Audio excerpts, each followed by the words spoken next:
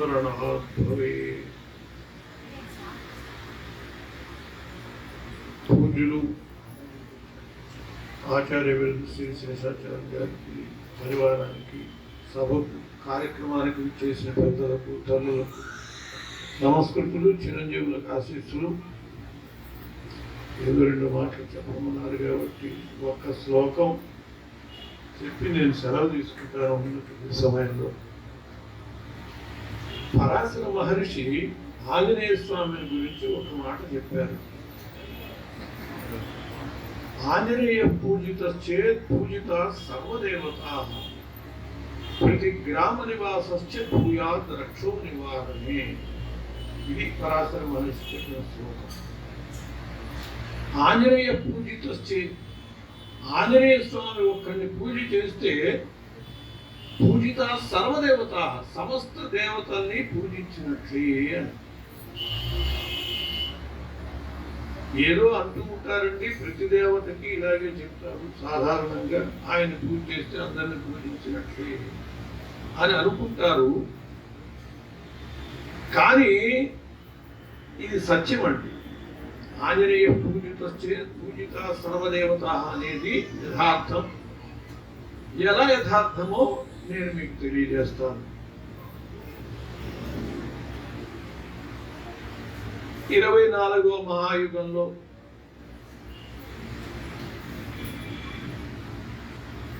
త్రేతాయుగంలో రావణుడు, అతని పరివారమైనటువంటి రాక్షస గణము విజృంభించి లోకాన్ని క్షోభ పెడుతూ ఉన్నది. అందరికీ కూడా చాలా బాధాకరమైనటువంటి పరిస్థితి అయింది. ఈ రాక్షస బాధ నుంచి మనల్ని తప్పించేదెవడు, ఈ రాక్షస బాధ నుంచి మనకి రక్షకుడు ఎవరు అని చెప్పి దేవతలు, మునులు అందరూ కూడా దేవేంద్రుడిని వెంట పెట్టుకుని బ్రహ్మదేవుడి దగ్గరికి వెళ్ళారు. అయ్యా, నువ్వు సృష్టికర్తవి, ఈ రాక్షస బాధను మేము భరించలేకపోతున్నాం. వీళ్ళు అంతమయ్యే మార్గం ఎట్లాగూ, రాక్షసాంతకుడు ఎవడు, ఎప్పుడు వస్తాడు అని చెప్పి అడిగారు. అడిగేటప్పటికి బ్రహ్మదేవుడు చెప్పాడు, నేను కాదు, లయకారుడు ఉన్నాడు శివుడు, ఆ శివుడి దగ్గరికి వెళదాం, ఆయన లయ చెయ్యాలి, ఎలా జరుగుతుందో ఆయన్ని అడుగుదామని చెప్పి అందరూ కూడా పరమశివుడి దగ్గరికి వచ్చారు. పరమశివుడి దగ్గరికి వస్తే పరమశివుడు కూడా ఈ రాక్షసాంతకుణ్ణి గురించి నేను కాదు చెప్పవలసినది, శ్రీమన్నారాయణ దగ్గరికి వెళదాం, అందరం పదండి అని చెప్పి బదరికావనానికి వెళ్ళారు. అక్కడ నరనారాయణుడు తపస్సు చేస్తూ ఉన్నారు. శ్రీమన్నారాయణుడు అడిగాడు వీళ్ళందరినీ, ఓ దేవతలారా, ఎందుకు వచ్చారు ఇక్కడికి ఇంతమంది అని అడిగేటప్పటికి వాళ్ళు చెప్పారు, అయ్యా, రాక్షస బాధని భరించలేకపోతున్నాము, కాబట్టి ఈ రాక్షసాంతకుడు మాకు కావాలి, ఎలా వస్తాడు, మిమ్మల్ని అడగటానికి వచ్చాము అనేటప్పటికి శ్రీమన్నారాయణమూర్తి ఆ వచ్చినటువంటి దేవతలందరి యొక్క తేజస్సుని ఆకర్షించాడు. ఆకర్షించి ఆ తేజస్సుకి తన తేజస్సును కూడా మిళితం చేసి, పరమశివ, ఈ మహా తేజస్సును నీవు స్వీకరించవలసింది అని చెప్పి ఆ మహా తేజస్సుని పరమశివుడికి ఇచ్చాడు. మనకు ఆశ్చర్యం వేస్తుంది, తేజస్సు ఏమిటి, ఆకర్షించడం ఏమిటి, ఇదంతా ఇంకోళ్ళకి ఇవ్వటం ఏమిటి అని. మన పురాణాల్లో ఉన్నటువంటి విషయాలు ఏవి కూడా మనకి నమ్మశక్యంగా ఉండవండి. మనకంటే ఈ తరానికి, పూర్వతరాలు పూర్తిగా విశ్వసించాయి, వాళ్ళు జ్ఞానంతో అంగీకరించారు. మనది జ్ఞానమో అజ్ఞానమో తెలియని దశ కాబట్టి మనం అంగీకరించలేకపోతున్నాం. కానీ ఇవన్నీ కూడా సత్యములు అని చెప్పి ఇప్పుడిప్పుడు నిరూపితం అవుతున్నాయి. విదేశాల వాళ్ళు నిరూపిస్తున్నారు మన పురాణాంశాలన్నీ కూడా యథార్థము అని. రష్యాలో కిర్లియన్ అని చెప్పి ఒక ఆయన ఒక గొప్ప ఫోటోగ్రఫీని కనిపెట్టాడు. దాన్ని అతని పేరుతోనే కిర్లియన్ ఫోటోగ్రఫీ అంటారు. ఆ కిర్లియన్ ఫోటోగ్రఫీ యొక్క విశిష్టత ఏమిటంటే అది మనిషిలో ఉండేటటువంటి తేజస్సుని అది చూపిస్తుందండి, ఫోటో తీస్తుంది. సూక్ష్మ శరీరాన్ని ఫోటో తీస్తుంది. అది ఎట్లా వస్తుంది అంటే ఇప్పుడు మనకి ఎక్స్రే చూస్తున్నాం కదా, చర్మము ఇవి కాకుండా దీనికి అతీతంగా లోపల ఉన్న ఎముకల్ని ఫోటో తీయటంలో అది ఆ ఫోటోగ్రఫీ యొక్క శక్తి. అది ఇప్పుడు మనం దేవతల చుట్టూతా ఆరా చూస్తూ ఉంటాం, పెద్ద కాంతి వలయం చంద్రబింబంలాగా ఉంటుంది చూసారా. అదేదో అలంకారానికి పెట్టారనో అతిశయోక్తికి పెట్టారనో అనుకుంటాం. రష్యా వాళ్ళు చెప్పారు, ఆ కిర్లియన్ ఫోటోగ్రఫీ కనిపెట్టిన ఆయన చెప్పాడు అది యథార్థము. భారతీయులు చెప్పేటటువంటి ఆ దేవతల యొక్క ఆరా తేజస్సు ఉన్నదే అది యథార్థము. భగవంతునికే కాదు, ఆ దేవాత్ములకే కాదు, మహాత్ములకు కూడా అలాంటి ఆరా ఉంటుంది. తేజస్సు బ్రహ్మచర్య నిష్ట కలిగి తపస్సు ఉండి దైవ ఆరాధనతో పునీతమయ్యేటటువంటి వాళ్ళకు కూడా ఆ తేజస్సు ఏర్పడుతుంది, ఆ ఆరా ఏర్పడుతుంది, మనకు కనపడదు.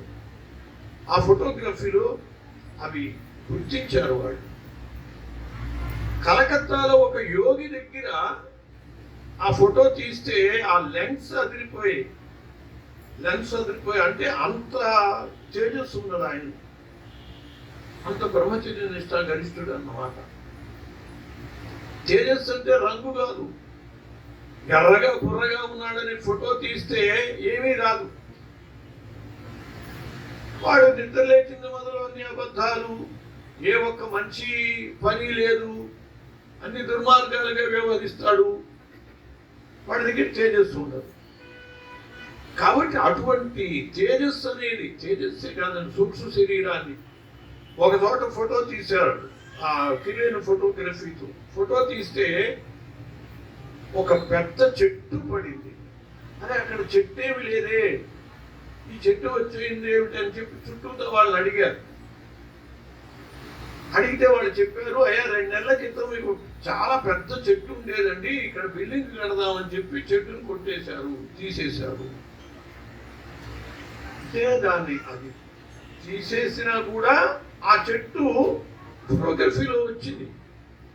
అట్లా వీళ్ళు పరిశీలించారు ఎంతకాలం వస్తుందని.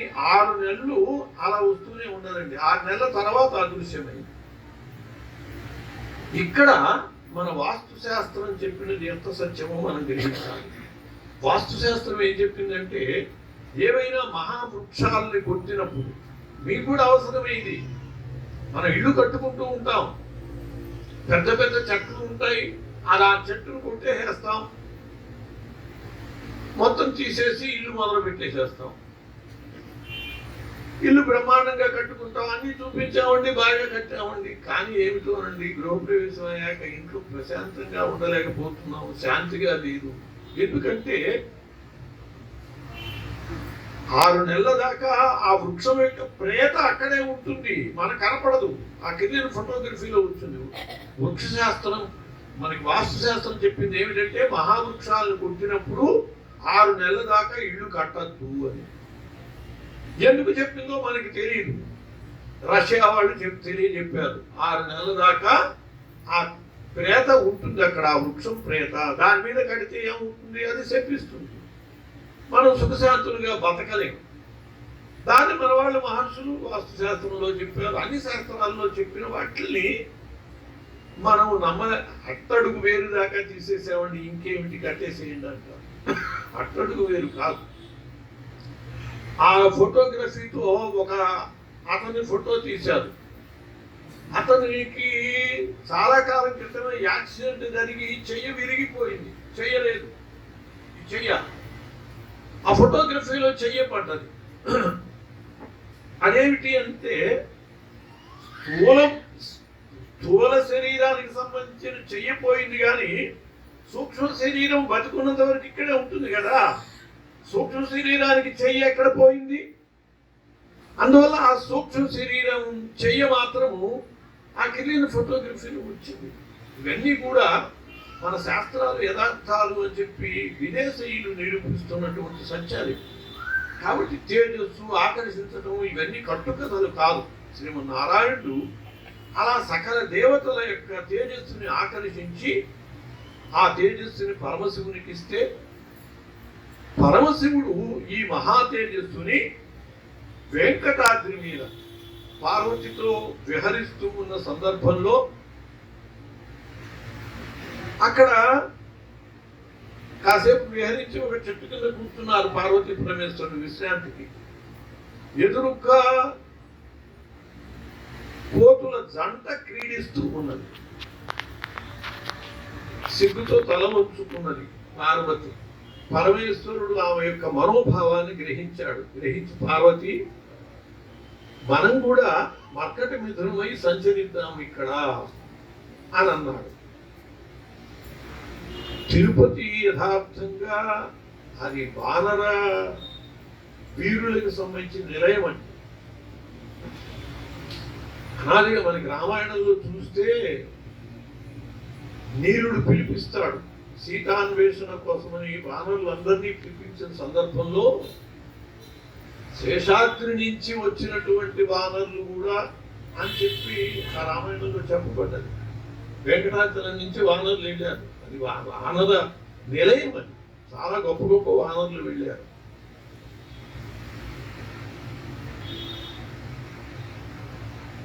అందువల్లనే కేసరి తన పరివారంతో అక్కడే ఉన్నాడు. అక్కడే ఆంజనేయ స్వామి పుట్టాడు.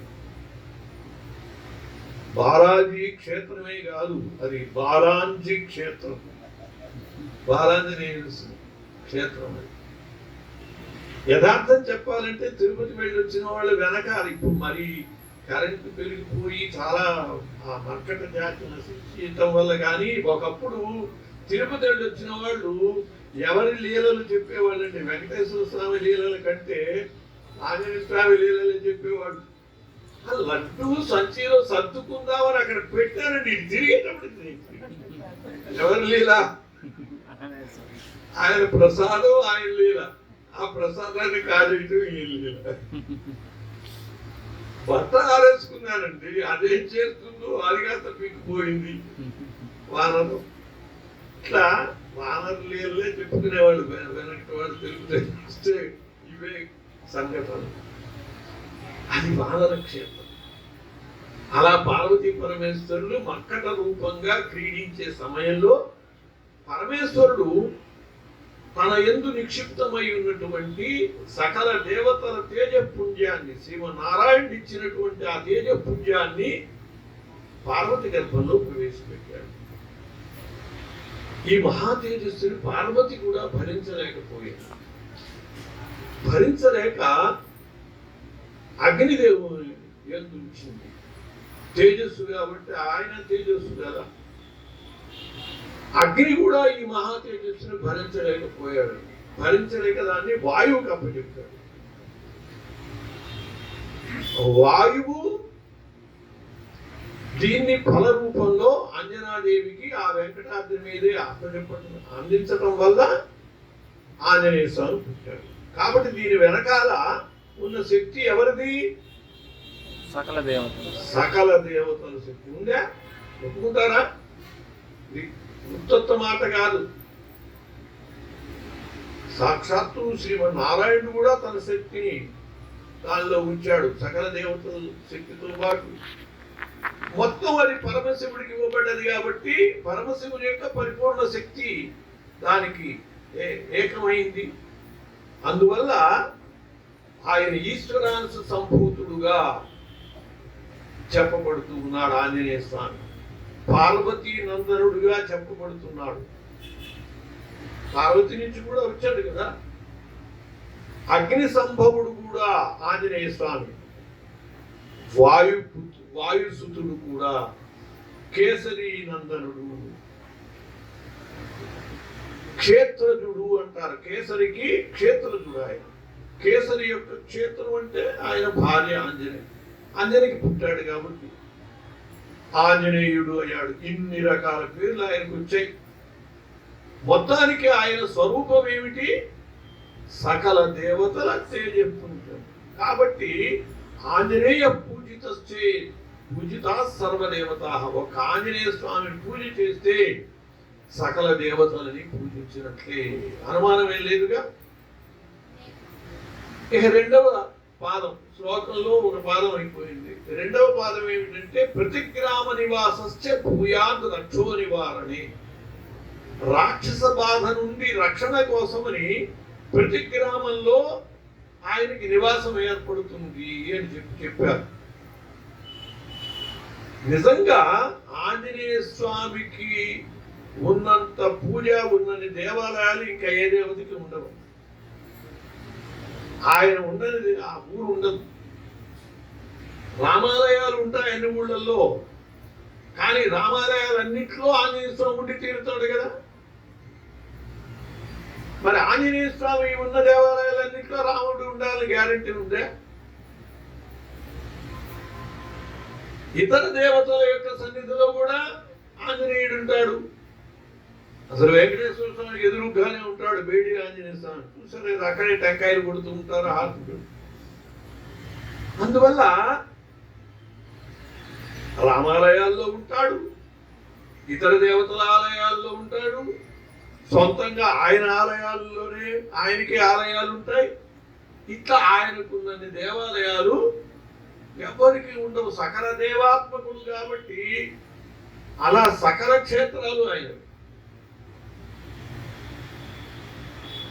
ఆయన దైవం శ్రీరాముడు. కానీ ఆయన రాముడి కంటే ఆయన బంటుకు ఆంజనేయ స్వామికి ఎక్కువ దేవాలయం. రాజు సుగ్రీవుడు అండి. ఆంజనేయ స్వామి మంత్రి తెలుసా? సుగ్రీవుడు మంత్రి. రాజుగారు ఎవరు? సుగ్రీవుడు. మంత్రి గారు ఆంజనేయ స్వామి. మంత్రి గారికి ఏమో ఊరూరా దేవాలయాలు, రాజుగారికి ఒక దేవాలయం. ఎంత విచిత్రం అవుతుంది. గుణా పూజాస్థానం నచలింగం నచవయ. దేనిని బట్టి పూజ జరుగుతుంది అంటే గుణములను బట్టి. అలాంటి సద్గుణ గరిష్ఠుడు కాబట్టి ఆంజనేయుడు. అందువల్ల ఆయనకి లోకమంతా పూజ.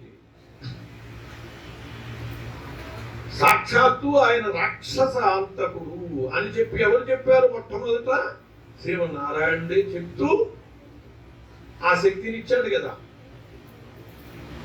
రక్షో నివారణ కోసమని, రాక్షస బాధ నుంచి రక్షణ కోసమని ఆయనకి దేవాలయాలు ఊరూరా ఏర్పడతాయి.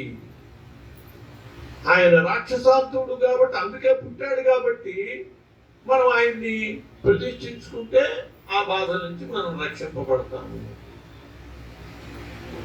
ఆయన రాక్షసాంతకుడు అవ్వటానికి మరో కారణం కూడా ఉన్నదండి. ప్రతి గ్రామంలో నివాసం ఏర్పడటానికి మరో కారణం కూడా ఉన్నది. ప్రతి గ్రామ నివాసశ్చ. ఎందువల్ల అంటే రామరావణ సంగ్రామం జరిగింది. రావణుడు హతుడయ్యాడు, రావణుడు చనిపోయాడు. తర్వాత లంకకి ఎవరు రాజయ్యారు? విభీషణుడు రాజయ్యాడు. విభీషణుడు పరమ భక్తుడు రామునకు. శ్రీరామచంద్రుడు సాక్షాత్తు మానవ అవతారం. అలా అయితేనే రావణ్ణి చంపగలుగుతాడు కాబట్టి మానవావతారంగా వచ్చాడు శ్రీ మహావిష్ణువు. అలా తన దైవము మానవుడైనప్పుడు రాక్షసులకి నరమాంసం చాలా ఇష్టం.